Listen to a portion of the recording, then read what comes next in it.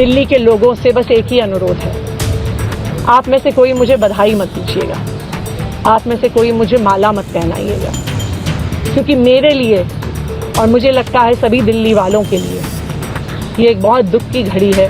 मैं खुश हूँ कि अरविंद केजरीवाल जी ने मुझ पे इतना भरोसा किया है, लेकिन जितना सुख आज मेरे मन में है, आज उससे बहुत ज़्यादा दुख भी मेरे मन में है। दुख इसलिए कि दिल्ली के लोकप्रिय मुख्यमंत्री मेरे बड़े भाई अरविंद केजरीवाल जी आज इस्तीफा दे रहे हैं, और मैं दिल्ली के लोगों की तरफ से फिर से एक बार ये कहूँगी कि वो जल्द ही आने वाले चुनाव के बाद अरविंद केजरीवाल जी को अपना मुख्यमंत्री देखना चाहते हैं। मैं सबसे पहले दिल्ली के लोकप्रिय मुख्यमंत्री, आम आदमी पार्टी के नेता, मेरे गुरु अरविंद केजरीवाल जी का धन्यवाद करना चाहती हूँ, जिन्होंने मुझे इतनी बड़ी जिम्मेदारी दी और इस जिम्मेदारी के लिए मुझ पे भरोसा किया।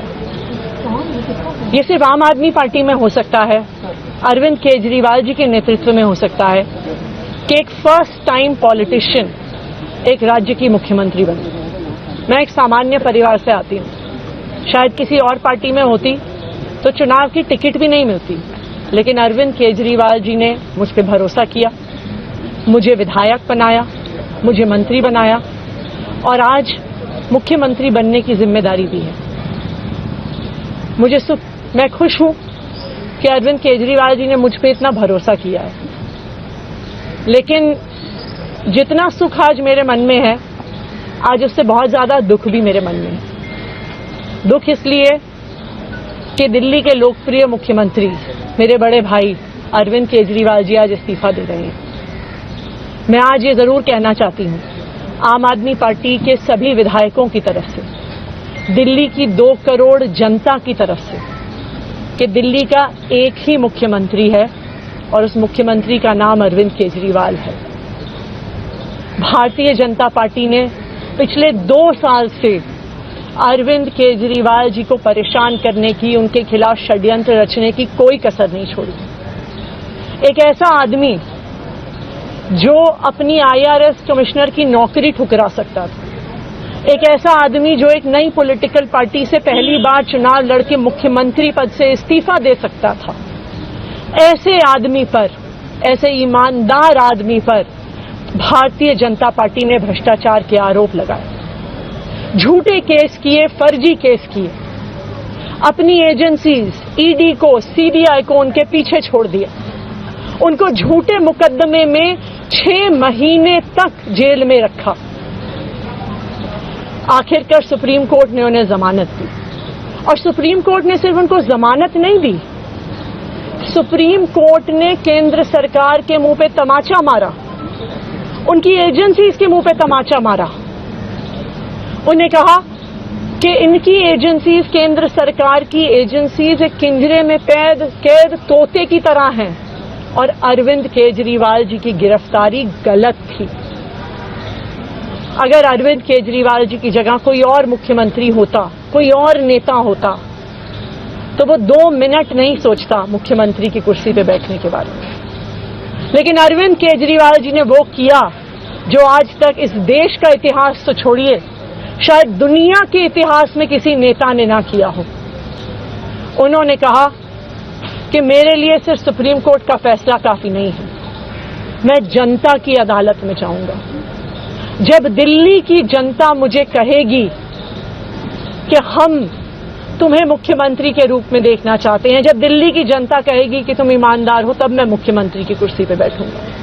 मुझे नहीं लगता कि हमें लोकतंत्र के इतिहास में ऐसा कोई त्याग का उदाहरण मिलेगा जो आज अरविंद केजरीवाल जी ने देश के सामने रखा है। दिल्ली भर में लोग बहुत दुखी हैं अरविंद केजरीवाल जी के इस्तीफे से। कल शाम मुझे एक बुजुर्ग महिला मिली, जब उन्हें खबर मिली थी कि अरविंद केजरीवाल जी ने इस्तीफा दे दिया है, वो रोने लग गईं। उन्होंने कहा कि वो मेरे बेटे की तरह हैं, उसको इतना परेशान किया है, उसको इतना परेशान किया, उस पर झूठे केस लगाए। और उन बुजुर्ग महिला ने कहा कि मैं घर घर जाऊंगी, मैं घर घर जाके लोगों को कहूंगी कि मुझे अपने बेटे को ही मुख्यमंत्री बनाना है। तो आज सभी दिल्ली वाले ये प्रण ले रहे हैं। सभी दिल्ली वाले इतने गुस्सा हैं, भारतीय जनता पार्टी के षड्यंत्र से नाराज हैं और अपने बेटे, अपने भाई अरविंद केजरीवाल जी को फिर से दिल्ली का मुख्यमंत्री देखना चाहते हैं। क्यों देखना चाहते हैं दिल्ली वाले अरविंद केजरीवाल जी को फिर से मुख्यमंत्री? क्योंकि उन्हें पता है कि अरविंद केजरीवाल ही ऐसे ईमानदार मुख्यमंत्री हैं जिनकी वजह से उन्हें फ्री बिजली मिली। उन्हें पता है कि अगर अरविंद केजरीवाल जैसे ईमानदार व्यक्ति मुख्यमंत्री नहीं रहे तो उनको फ्री बिजली मिलनी बंद हो जाएगी। उन्हें पता है कि अरविंद केजरीवाल जैसे ईमानदार व्यक्ति अगर मुख्यमंत्री नहीं रहे तो उनके बच्चों के सरकारी स्कूल बदहाल हो जाएंगे। उनको पता है कि अरविंद केजरीवाल जैसे ईमानदार व्यक्ति अगर मुख्यमंत्री नहीं रहे तो जो अस्पतालों में, सरकारी अस्पतालों में अच्छा इलाज मिलता है, मुफ्त दवाइयां मिलती हैं, वो बंद हो जाएंगी। उन्हें पता है कि अगर अरविंद केजरीवाल जी मुख्यमंत्री नहीं रहे तो मोहल्ला क्लिनिक बंद हो जाएगी। अरविंद केजरीवाल मुख्यमंत्री नहीं रहे तो दिल्ली में महिलाओं की फ्री बस यात्रा बंद हो जाएगी, बुजुर्गों की तीर्थ यात्रा बंद हो जाएगी। क्योंकि उन्होंने देखा है कि भारतीय जनता पार्टी की 22 राज्यों में सरकार है, किसी एक राज्य में भी वो फ्री बिजली, अच्छे स्कूल, अच्छे अस्पताल, मोहल्ला क्लिनिक, फ्री बस यात्रा नहीं दे पाते हैं। और एक ईमानदार अरविंद केजरीवाल है जो दिल्ली के लोगों को इतना कुछ देता है। तो दिल्ली के लोग, आम आदमी पार्टी के विधायक और मैं अगले कुछ महीनों तक, चुनाव तक मुख्यमंत्री होने के नाते अब एक ही उद्देश्य से काम करेंगे कि हमें अरविंद केजरीवाल जी को फिर से दिल्ली का मुख्यमंत्री बनाना है। जब तक मैं इस बड़ी जिम्मेदारी को संभाल रही हूं, मेरा एक ही मकसद रहेगा। मुझे पता है कि भारतीय जनता पार्टी अपने एलजी साहब के थ्रू दिल्ली वालों के खिलाफ षड्यंत्र रचेगी। मुझे पता है कि वो दिल्ली वालों की फ्री बिजली रोकने की कोशिश करेंगे। मुझे पता है वो दिल्ली वालों के अस्पताल में फ्री दवाइयां रोकने की कोशिश करेंगे। मुझे पता है वो मोहल्ला क्लिनिक बंद करने की कोशिश करेंगे। मुझे पता है वो सरकारी स्कूलों को खराब करने की कोशिश करेंगे।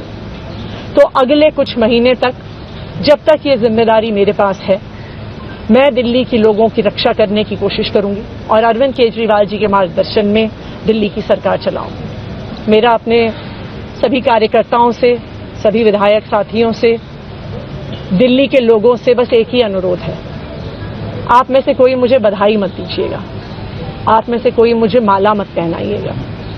क्योंकि मेरे लिए और मुझे लगता है सभी दिल्ली वालों के लिए ये एक बहुत दुख की घड़ी है कि दिल्ली के चहेते मुख्यमंत्री को आज इस्तीफा दिया है। मैं एक बार फिर अरविंद केजरीवाल जी का धन्यवाद करती हूं जो उन्होंने मुझ पर भरोसा दिखाया है। लेटेस्ट अपडेट के लिए हमारे चैनल न्यूज़ इंडिया फर्स्ट को लाइक, शेयर एंड सब्सक्राइब करें एंड यस, बेल आइकन को प्रेस करना ना भूलें।